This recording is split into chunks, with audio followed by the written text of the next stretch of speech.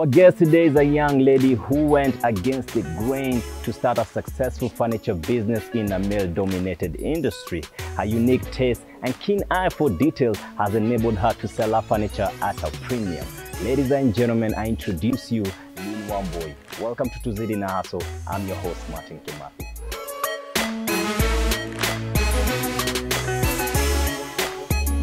Introduce yourself to us. Hi, my name is Lynn, CEO of Santana Africa. We do custom-made furniture. I grew up in Nakuru, raised by my grandmother, by a single grandma. She raised me by herself, mainly because my mom gave birth to me at a very young age, but then she also passed when I was very young. Yes. Yeah, so now you grew up with your grandmother. How was she able to take care of you? Did you have any siblings or was it just you? No, I don't have any siblings. It was just my grandma and I. So she used to own a fleet of matatus in Nakuru, and that's how she was able to put food on the table for us, or for me. So she started in the matatu business? She started in Tumba business, and she sold clothes in Nairobi, and then she saved up a bit and moved to Nakuru and bought her first matatu and then her second matatu, on and on and on. How did she manage just to, keep tabs? Staying at the stage. So she used to go to the stage? Yeah, staying at the stage and just monitoring what matatu has gone at what time and what not, and writing it down. On a daily basis? On a daily basis, Monday to Saturday. Seeing your grandma waking up very early, going hard, on your side, how did it impact you as a child? Honestly, for me, it was second nature. All my life, I've been around women who work and who get money by themselves. So for me, I didn't realize it was a big deal until I grew up and saw how the world is. So for me, it's just taking care of your business and being very hands-on, because she was very hands-on. Even when there's one matatu's gone to the garage, she knows which part is not working and she gets the part for herself. So she didn't leave anything to anyone and then she'd collect the money. She was very hands-on. Wow. What expectations did your grandma have of you? Not only my grandma, but everyone else, because I was a community kid. I was raised by my grandmother, my grandfather, my aunts and uncles. So they wanted me to become very independent and not face hardships just because of not having parents. So during high school, they expected me to get all A's. The recommendation was if you get a B+, you're repeating high school.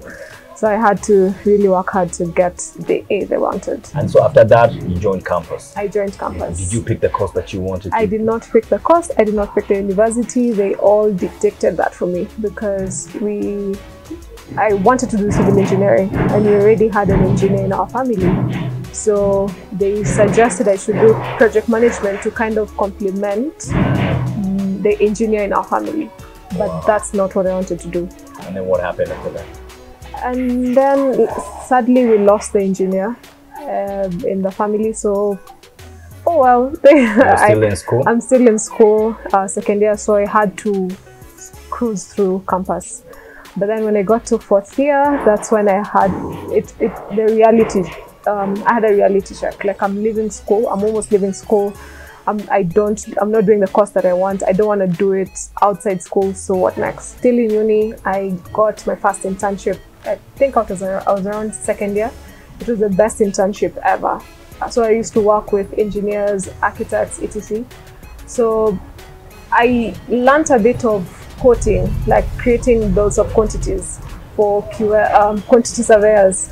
So that's how my first side hustle started. So I used to do bills of quantities for each and every QS or quantity surveyor in the company. And what is that? What's the QS? Okay, QS is a quantity surveyor.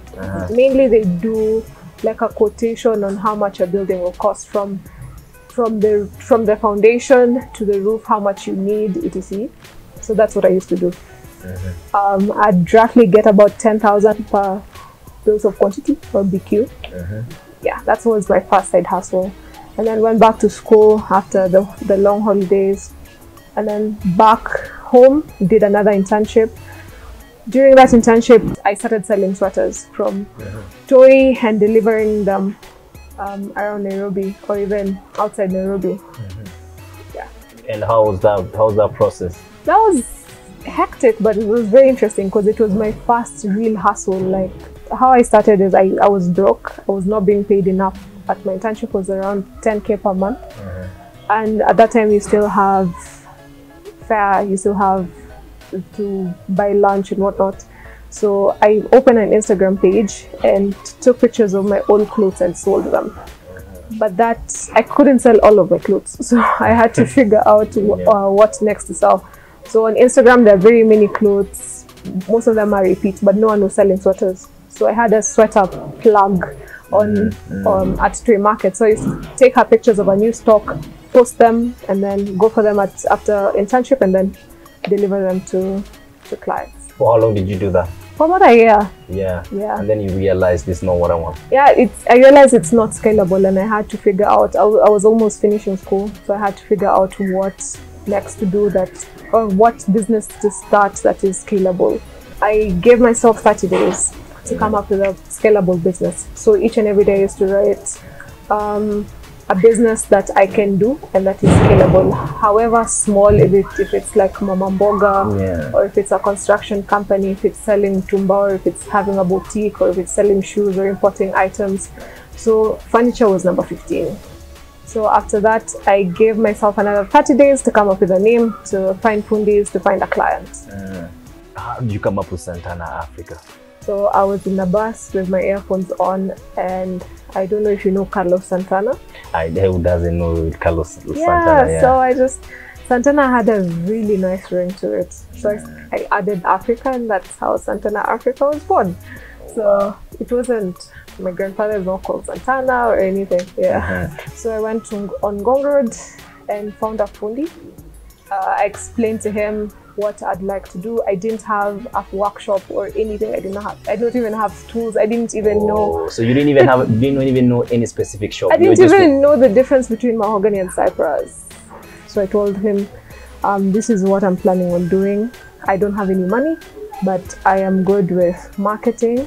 I am good with taking photos and selling products. So if you can give me a chance, it will take me a month for me to get a client. David, I can remember his name. He was very easygoing. He allowed me to do it. So he sent me pictures of some items he had made. Posted them on Instagram. Used to post them every day on stories and whatnot. And within 20 pictures in, I think, I got my first client. He was a Somali guy relocating from the UK, coming back home to Kenya. He had already bought a house, but he didn't have a bed.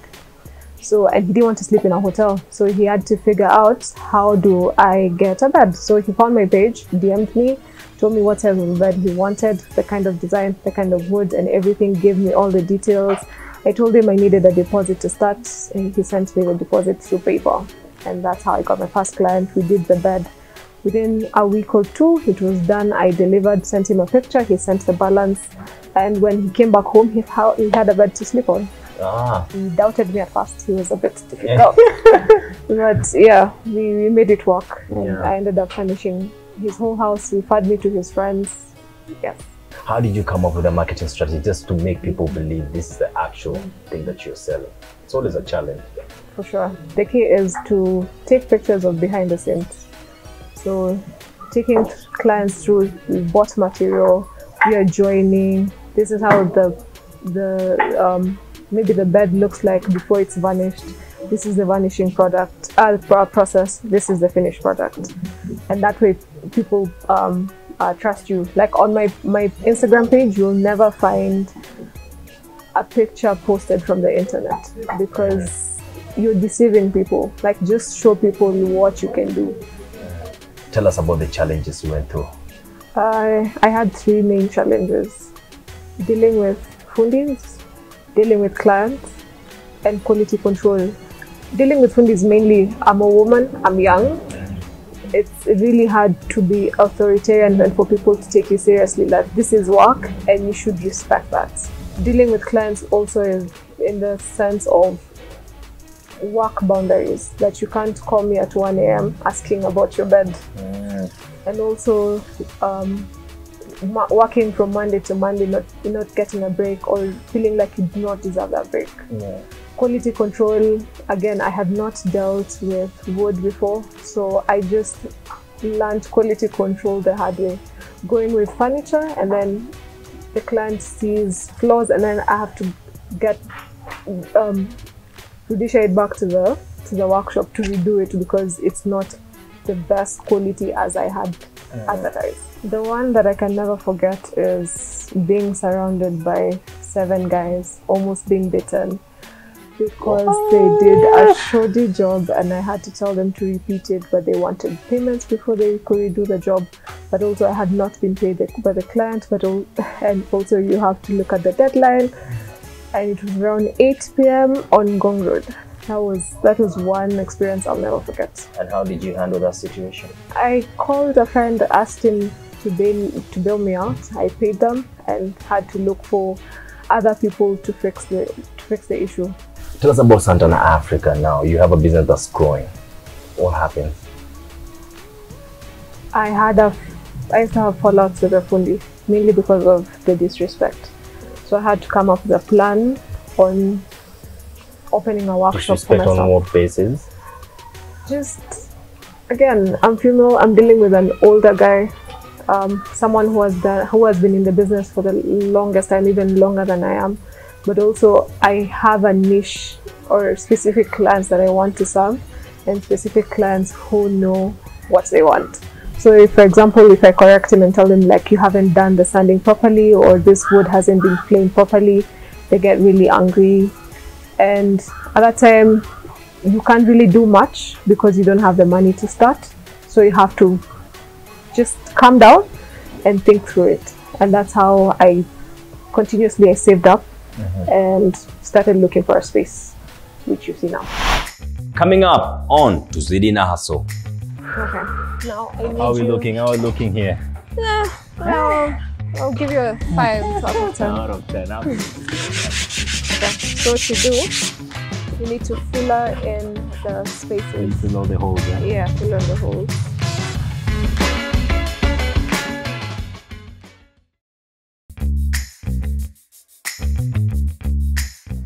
Previously on Tuzidi na Hustle. I used to have fallouts with the fundi, mainly because of the disrespect. So if, for example, if I correct him and tell him like you haven't done the sanding properly, or this wood hasn't been planed properly, they get really angry. And at that time you can't really do much because you don't have the money to start. So you have to just calm down and think through it. And that's how I saved up and started looking for a space. Take us through the journey of you leaving your previous place to coming here. It was a long process. It didn't happen in a month. It didn't happen in 2. It almost happened in a year.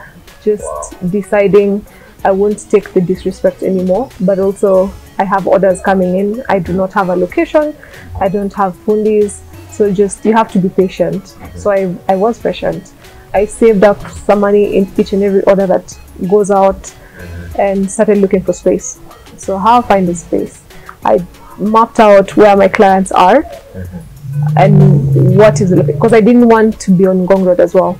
So I literally took a map and looked at, these are the areas that I feel like clients can reach me easily. My fundis can also come to work easily, and I can also look at work easily. So I found a Goreti area, mainly walking, really, just assigning like 3 hours a day to looking for a space intentionally. So you walk, because agents sometimes they help you, but then they don't get exactly what you need, and also budgets and whatnot. At the same time, are you also looking for your own fundis? I am looking for fundis. It's trial and error. The way I got my main fundi was through referral, to a fundi who does metal work. So I got him, I gave him my first job to just test him out. He wasn't as great, but we polished up his skills and he's amazing. Yeah. How do you relate with your employees? Because earlier on you told us you felt disrespected previously, and currently right now you are a female boss working with men, as I can see around. True. Yeah. So the key is to earn respect and not to demand it. So the same way I respect them, they should respect me as well. So even when they've done a bad job, I try not to shout. I try and explain. The reason why I'm not happy with this job is because of 1, 2, 3, and the client will see it as 1, 2, 3. That way, the next time, they're not doing it because you told them to, they're doing it because now they understand where you are. So you are on the same level in terms of mindset and in terms of the product that you're supposed to get out there. And where do you see Santana Africa in the future? What are your aspirations? What plans do you have for your business? I see myself mostly expanding to other countries in retail and also doing wholesale selling of furniture to hotels, to the hotel industry, and yeah. How many employees do you have? 4. 4? Yes. Planning to add? For sure, yeah. Labor is something very important. It will make or break your business. And also, if you want a higher turnaround time, then you need to have more people on your team. To any young entrepreneur out there, what would you tell them? You don't really need to have millions to start a business. You can, as long as you have the idea, the drive, and the patience, and even the smarts to go around you not having capital, then you can do it. Anyone can do it. Yes, you just need the how about one mindset, patience, drive, and the smarts, like to go around not having the capital. Because capital is important, but it should not hinder you from starting the business.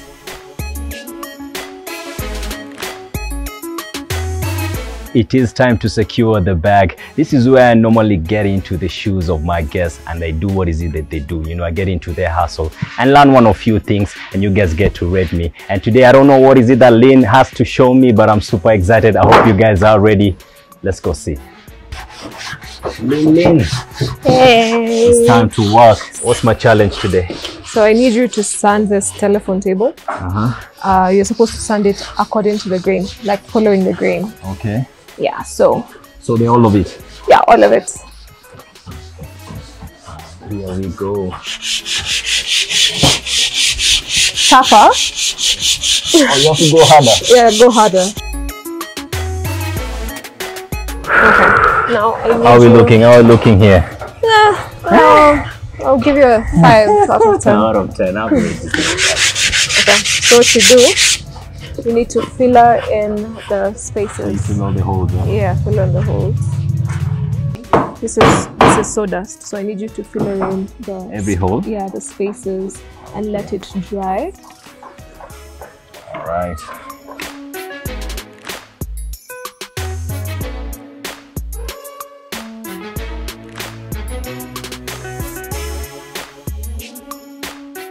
So as much as you focus on the front, you should also focus on the back. So the furniture is not pretty at the front and then hideous at the back. Yeah. How long does it take to dry? It takes about an hour. So you need to do some sanding here so it's not a hazard.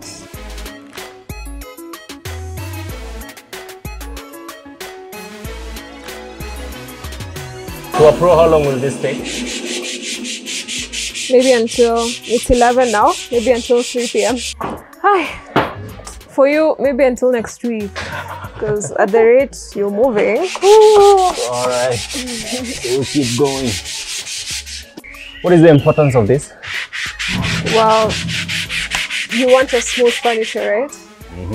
Yeah, you don't want to... Oh, you don't want rough edges. Exactly, and especially if you're painting an object, you want it to come out as neat and as clean as possible. This is fundamental. It's a must to anything. Okay.